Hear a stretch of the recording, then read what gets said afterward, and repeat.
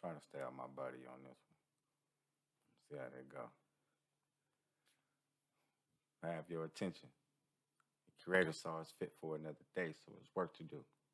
Peace to my copper color kings and my copper color queens and all you other beings. Hope you and your loved ones are well. I go by the name of Kuma Ali, formerly known as A.D. Sanders. This is the Critical Think Podcast, Season 1, Episode 4, Part 3, Conclusion to the Washington Copper Theory Series.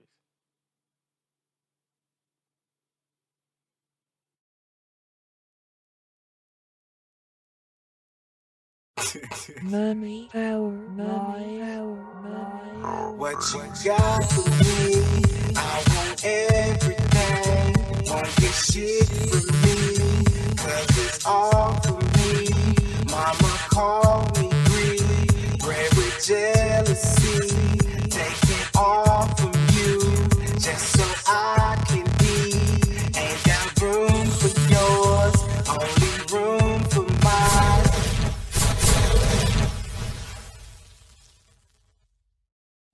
Aborigines, which means what? Black folks. You never find a white aborigine. Rather, aborigines are called natives, or they're always dark-skinned people. You and I are aborigines, but you don't like to be called an aborigine. You want to be called an American.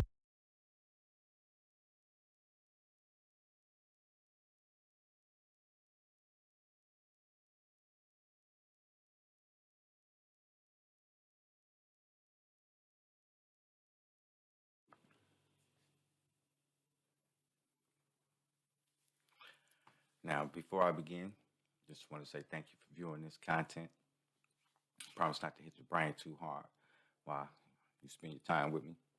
My aim is to motivate my nation in a positive way. When I say my nation, I am talking about the Copper Nation, those mislabeled as the blacks, the African Americans, the niggas, my fellow Lost Niji. Feel free to comment if and how you like. I accept all criticism and love. It's all the same to me. Like, share, subscribe, click the bell, so you know when I'm trying to reach you and grow this community while I'm on 8 platforms. Excuse me. Now, in my first installation of the Washington Copper Theory series, I covered division. And in the second installation, I covered the Washington Copper Theory itself, an alternate theory of the human migration story, basically. Now, believing in and operating under this new theory of mine, I'm going to continue to trace my own footsteps back to Eden or Africa, as y'all know it today. But until then, I'm comfortable in saying I believe I know how my people got here. While I was taught something different, I'm not comfortable with that. So today, I just want to cover the standard American myth from an uncomfortable point of view. I want to explore the state of our own nation, the Copper Nation. I often wondered about this whole slave trade story and how they managed to pull it off and how that legacy still affects us today. Just thinking about this, a European standing next to a sub-Saharan African, make me want to throw the challenge flag every time I hear somebody talking about the transatlantic slave trade story. Like, these people close to over 6 feet tall, 180, 200 something pounds on their own turf. They know they land better than you. They can see you on the water from the land. Not to mention they already been sailing themselves for thousands of years already. Kingdoms already built. Civilizations built for years. Dealing with lions and cheetahs and hyenas and wild dogs and rhinos and wildebeests and gorillas in the jungles and battles with each other. Hell, people started there. We survived all that. And then somebody supposedly came down, slapped us on the boat like some sardines off to the new world to them in his history. That's bullshit. And too many of us still believe in that. And that shit got us divided and within our own nation just because we don't know the true knowledge of who we are. And that shit just got our nation all kind of twisted. And we carrying on like, oh, well, it already happened. Ain't nothing gonna change. Talking about, oh, shit, it ain't gonna change nothing. Or how you gonna get where you going if you don't know where you've been?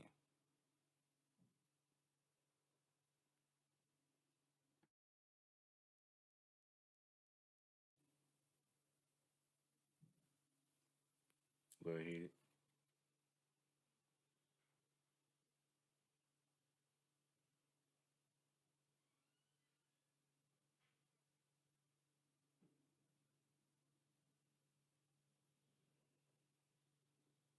So I'm gonna address my nation today. To those strong enough to act but too young to care, and those old enough to care but ain't strong enough to act no more. This is the state of our nation, with a little historical context for the young folks and the adults who didn't pay attention, like myself. We was already here. We still here. Not known as the Aboriginals or the indigenous people to the Western Hemisphere, but it's free descendants of so-called slaves and indentured workers called blacks and niggas, African Americans, and we expected to wear these labels. We used to honor our own great spirit, our own creator, our own territorial borders and boundaries, well established, had our systems of communal governments, and chieftains, and confederacies, laws, and all types of disciplines, our own philosophies, our own systems of trade and commerce.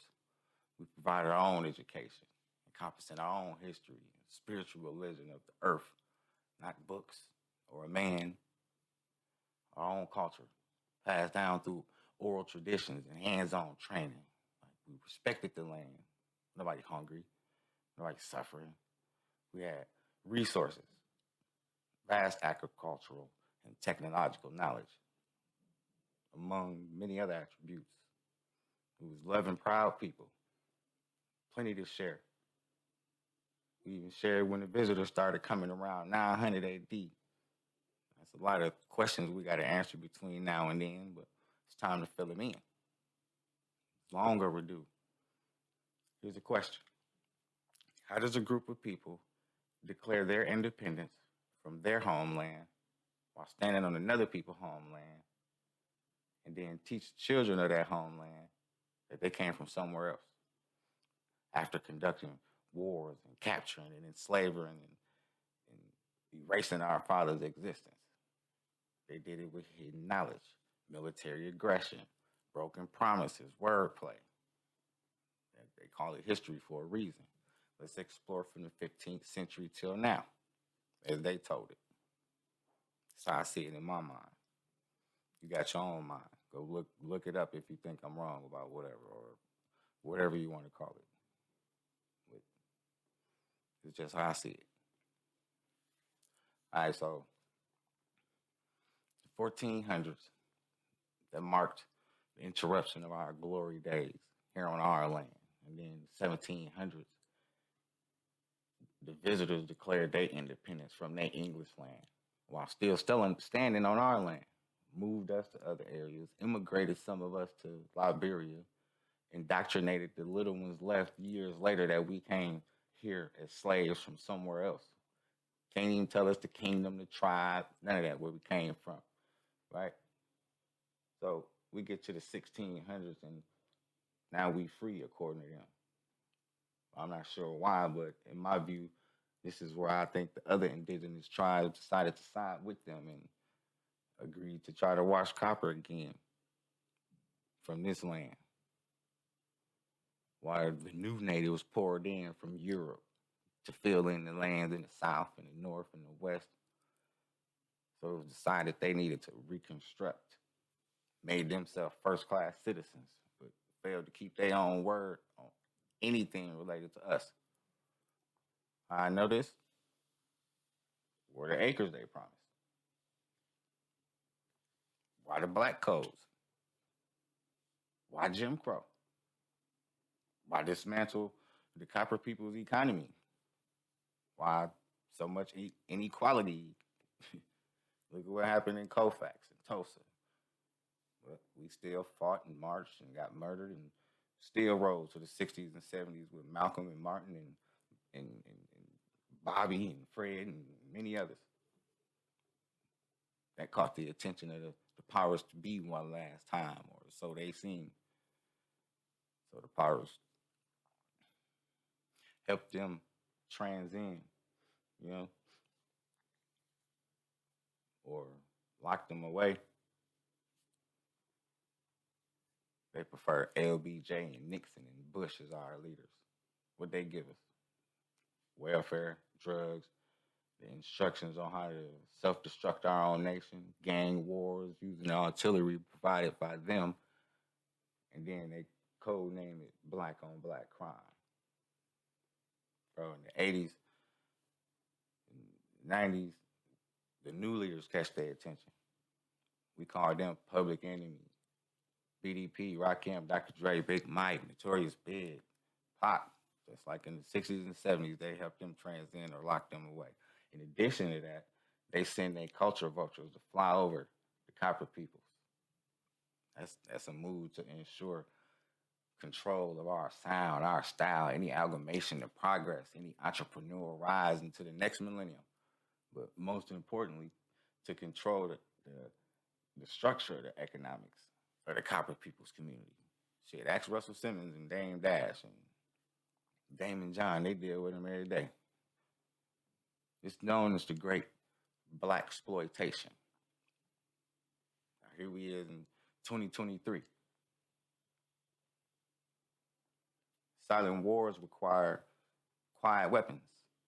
The war go on behind closed doors. We can't see who's pulling them strings, but we just see the so-called black leaders, or I mean the people that's on the other end of the strings. You know, the ones that claim they here to help, that they got solutions for the problem that they bosses caused.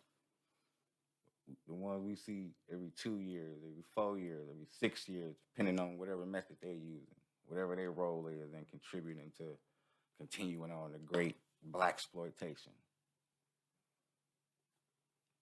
But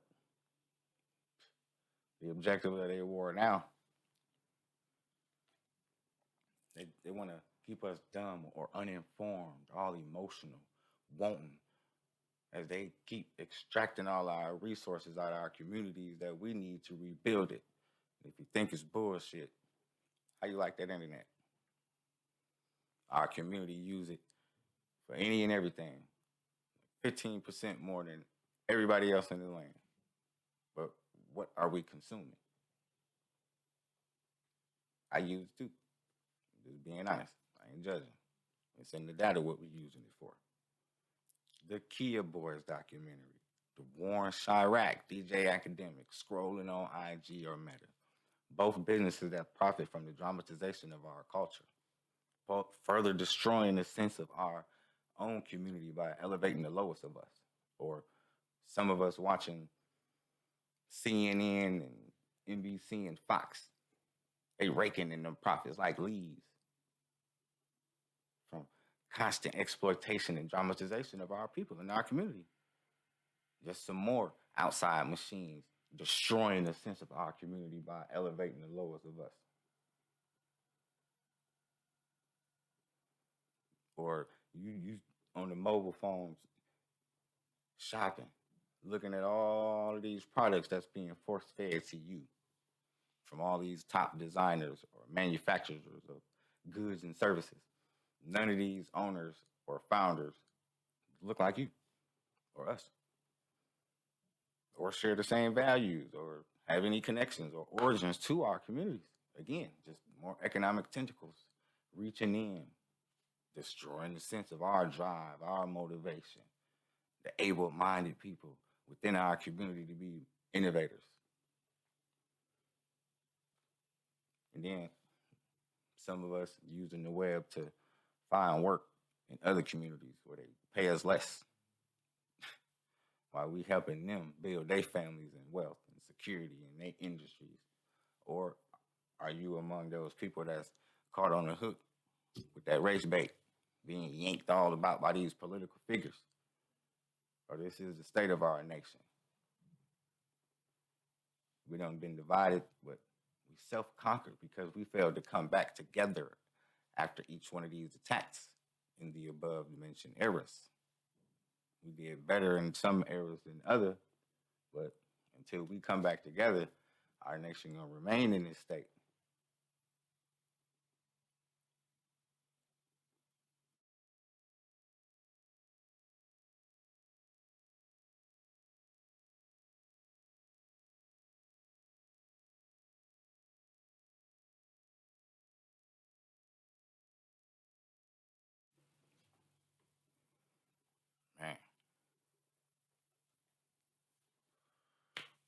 moving forward, man, we need some solutions. When you know better, you do better. Simple as that. Here's the deal. The Euro man lied to us. They already know. Everybody know that. They took over this Turtle Island land in a series of conquests and then taught us the complete opposite. We live in a fabricated history that portrays this Euro man as the reason for all the progress and development across the world. Emphasis placed on the places farthest away from Europe, specifically the places inhabited by the Kopper people. These are the places that happen to be the richest lands in any form of the statement ever known to be. And it's at least 7 countries that's responsible for this. Talk about reparations.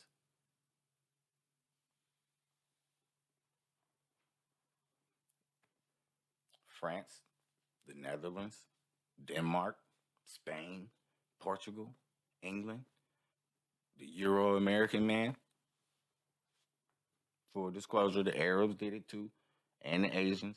They're guilty as well. But I live here on Turtle Island, the land they got divvied up by the Europeans over here on this side. The government is fully aware of this situation, and they are not looking to address it in any way. So we're going to have to continue to force the matter. Again, it's like we've been doing until they get remedied. Fighting the same battle that we've been fighting since 1492. We rose up against the landers when they got here. We rose up against the settlements when they didn't leave. We fought the wars that they brought to the land, fighting with each other, and then we fought not to be POWs, or as they called us, slaves, causing a civil war. You know what I mean? We fought against the black codes. We fought against the Jim Crows, all the way up to the real civil rights movement in the 60s. Now we got to rise up some more, still, to beat this black exploitation that's been going on since the end of the 60s. Ain't no need for no violence, just a moment for reflection. After you reflect, ask yourself, what's the true knowledge of myself and my family? Gather your family. Forgive them for everything, as much as you can. That's a return to self. Next thing I suggest we do, in solidarity with the people that have been out here doing this for years already, we need to turn our immediate attention back to the lack of the control in our economic structure. This is the reason for the state that we in. We can't keep being the nation's piggy bank at the same time being their doormat. Yeah, I'll pick up on that on future episodes. Till then, thank you for listening to this series. Please share it. Kumba you quality on the way out the door. Reminding you to be critical when you think. Mommy power, mommy power, mommy power. What you got for me? I want everything. Won't get shit from me, 'cause it's all for me. Mama called me greed, bred with jealousy, taking all from you, just so I can be. Ain't got room for yours, only room for mine. If you get too much, then it's time to die. You the peasant type, I live a royal life, sitting on my throne, golden diamonds on, got the world in my palm, while I reach for the stars, got my feet on the moon, while I'm puffing on Mars. Damn, where they do that at? Right, I'm in America, how can I forget? Home of the brave with the scars of the slave. Home of Trayvon and the KKK. If you ain't got money, then you ain't about nothing. Tell them you got God, they say you got nothing. Scheme behind your back, smile in your face, frontin'. That's just the politicians, I ain't even on the judges. The judges? Fuck it, I'm living in the snake pit, hoping I don't get bit. Getting bombarded with the Mommy power, mommy power, mommy. Mommy power, mommy power, mommy. Mommy power, mommy power, mommy. Mommy power, mommy power, mommy power, mommy power. what you got for me. I want everything, won't get shit from me, 'cause it's all for me. Mama jealousy. Take it all from you, just so I can be. Ain't got room for yours, only room for mine. If you give too much, then it's time to die.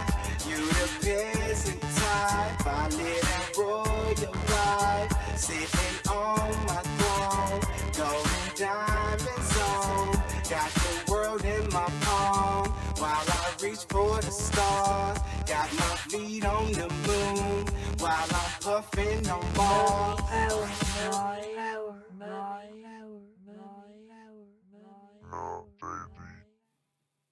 you ever call me nigga again, I'm gonna sue you.